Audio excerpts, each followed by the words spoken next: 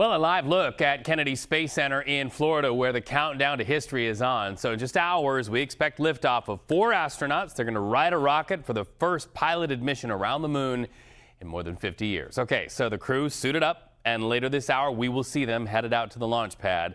A lot of experience and a lot of history, a lot of institutional knowledge on board that mission. Commander Reed Wiseman and pilot Victor Glover. Glover is set to become the first black astronaut to fly around the moon. They'll join mission specialist Christina Cook. By the way, Cook holds the record for the longest single spaceflight by a woman at nearly a full year in space logged.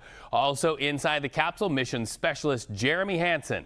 So if all goes to plan, Hansen will become the first Canadian to ever venture to fly around the moon. So let's go for a flight ourselves, live to the launch pad at Kennedy Space Center in Florida, and somebody who always brings the coolest toys, the coolest props there to tell us all about this. CBS News space consultant Bill Harwood talking about what must be going through the astronauts' minds right now. Hi, Bill. Hey, how you doing? Well, you know, we're seeing them in the suit-up room at the Kennedy Space Center. The technicians will test those suits for, make sure they're airtight, that the communications all work, all of that. And then shortly they're going to head for the pad to strap in. And as you said, this will be the first time astronauts have ridden this rocket, have strapped into an Orion capsule and flown it in space. So it really is a test flight, first and foremost. And of course, they're going to test it both in Earth orbit and all the way around the moon and back. So a very ambitious mission that NASA hopes will help pave the way to landings in 2028. Wow. Okay, so you're looking at live pictures right now and getting the okay as they all get strapped in. Not only am I a bit of a space geek, I'm pretty much of a big nerd. I looked up Artemis. She's the Greek goddess of the hunt, and untamed nature and the moon are her territories there. So she is aptly named. But also the sister to Apollo, which leads me to my next question. As we watch the people getting ready for liftoff, we are thinking about the Apollo. What are the differences between Artemis and the Apollo mission? Well, it's similar in some respects. This flight, of course, is just going around the moon and back. It kind of reminds us of Apollo 8 in 1968 when they sent 3 astronauts into orbit around the moon without landing. But this time around, it really is a test flight to make sure that Orion capsule is up to snuff before they head out to the moon. But one of the big differences, the Apollo program was the result of the Cold War space race with the former Soviet Union. The plan this time is really to establish a long-term presence on the moon. Apollo is looked back as, you look back on that sort of as a boot prints and flags planting mission. This is more of a habitat moon base, a permanent presence on the lunar surface. That's a huge difference. And I have to say, it's a very challenging goal, and it remains to be seen if, subsequent Congresses, subsequent presidential administrations will give NASA the money it's going to take to do that. But that is the plan. NASA we're hoping to build a moon base and have people up there, in long-duration flights near the moon's south pole. So it's going to be interesting to see how it plays out. And what's so cool is how NASA is offering us these live pictures. There's several cameras right now looking at astronaut Victor there. These moments to suit up aren't just as quick as getting in, because as we know, what they wear can actually sustain human life and prolong human life if something goes wrong. Walk us through some of the live pictures that we're seeing as we see all of those tests happening. Well, the suits look very familiar to those orange pressure suits that shuttle astronauts used to wear back in the day. These have been upgraded and improved. In fact, the astronauts can actually live in these suits, totally self-contained, for more than 6 days. If you had some catastrophic failure where the cabin lost air pressure, they could actually live for multiple days inside the suits, or at least long enough to get back to Earth, it would be hoped. So it's a very sophisticated spacesuit, and they take quite a bit of time, as you can see, checking them out, making sure everything's ship-shape and ready to go before they head to the pad to strap in. And even when they get out there, they'll run additional tests when they hook it up to the life support systems of the capsule and the communications lines, all of that. So still quite a ways to go, but the clock's ticking down, and so far, no major problems of any significance. All right, so you're looking at the commander of Artemis II mission, Reed Wiseman there. He is also getting suited up, and they're also running all of the diagnostics and tests on him as well. Why is it so important for NASA to show the process, the science behind this? Well, first of all, it's not new to show the astronauts suiting up. They've done that for decades. I mean, all the way, back to the beginning of the shuttle program. I think it's all part of the fact that NASA is a public agency by law, and they want to share what they're doing because it helps get them public support for people who enjoy this sort of thing. And I think it also shows the world something. When NASA was born, it was the U.S. versus the Soviet Union, and the Soviets never showed anything until after the fact, whereas NASA was public from day one, embarrassing failures and triumphant successes, all of that.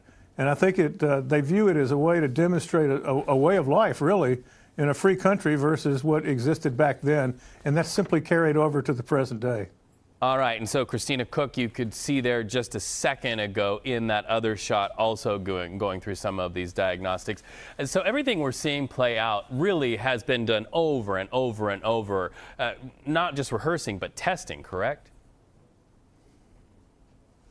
Absolutely, and this is like I said, the first flight of this rocket and capsule with a crew on board, but these astronauts have trained for this multiple times. They've gone through the very procedures you're seeing right now. Before, they suit up for practice countdowns. They do this. They run through launch stage procedures in a simulator at the Johnson Space Center. So, it's old hat to them, but it's a lot of fun for us on the outside to watch it when it's real and it's about to happen. It sure is. And you know what? It punctuates for any kiddo watching there who may identify with one of those astronauts sitting in any of those chairs. I can do it too. Yep, there we go. There's Christina, the astronaut right there, sporting a braid, wanting to keep the hair in check as she flies through space and around the moon. You've got to wonder what's going through her mind as well as she is part of making history, Bill. Well, one thing about Christina Cook, you mentioned the duration of her flight. She participated in the first 3 all-female spacewalks, you might remember, from a few years ago outside the International Space Station. And she's a veteran of 6 spacewalks overall, so an extremely experienced astronaut. She brings a lot of expertise to this mission, and she's the one who's kind of going to be behind the scenes, making sure her crewmates, they check through the checklist, get everything done on time for the various major stages of the flight. She plays a key role. Yep, she holds the record for one of the longest times in space, 300 and some odd, 40 something odd days there, Bill. We're going to check back in with you and our entire CBS News team there at Kennedy Space Center. It's been just a joy to watch this happen and to have you and your expertise talk us through it. Bill Harwood, thank you so much. And you can watch a full day of coverage just like this on CBS News 24/7, the Artemis II launch. We make it easy when you download the free CBS News app. I have Jessica here. Of course, Jessica is one of our nation's servants as well. And I just loved hearing you behind me and your point of pride, Jess, because you see right there, there's been this push recently for women in science, women in STEM. You and I have talked about that off camera. I see the tears in your eyes, She's just friend. so I love you cool, for that. guys. You don't even get it. Yeah. What a big deal. And just to see her continuing to do more missions and continue to just inspire so many. I'm inspired, truly I am. I get choked up just listening to it. No, I love it that you are, because it means something to you, and it means something to, my daughter's in a science class right now in a middle school right up the road, and it means something to her as well. Absolutely, and to all the girls around. And the reality is, this is such a big day for us, too. And all the data, everything that they're collecting today, it's going into the next missions, eventually to see bigger things come from the Artemis II launch today. But we got to get to the weather and the conditions before they're even able to launch. And right now, we're keeping a very close eye on our friends all the way over in Cape Canaveral. Lots of things to talk about right now. There is some passing light showers, but into the evening hours tonight, just in time for that launch. We see partly cloudy skies in the forecast for us, 70s on tap for us. Temperatures actually play a factor when it comes to whether or not they can launch and whether or not it's a go. You take a look at the liftoff weather criteria. Temperatures need to be above 40 degrees, but below 95-ish. As for winds, they can't be anywhere stronger than 33 miles per hour. And then on top of that, no lightning in the vicinity, which luckily there's none anyways, within a 10-mile radius.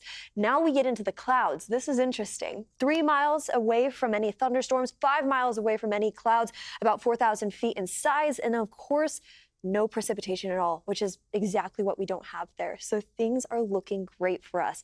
Now you take a look at the rest of the country. Of course, there's stormy weather widespread from Texas and Houston all the way up into New York today. We're continuing to track the severe weather that's building and shifting off into the east as we head into the overnight hours tonight, early morning hours tomorrow, making its way over into the Great Lakes, eventually into the northeast with some snow on the north end of that area of low pressure. And then we turn our page into this weekend's forecast. More severe weather expected across the plains. That's what I'm going to keep a close eye on as we head into the rest of the week.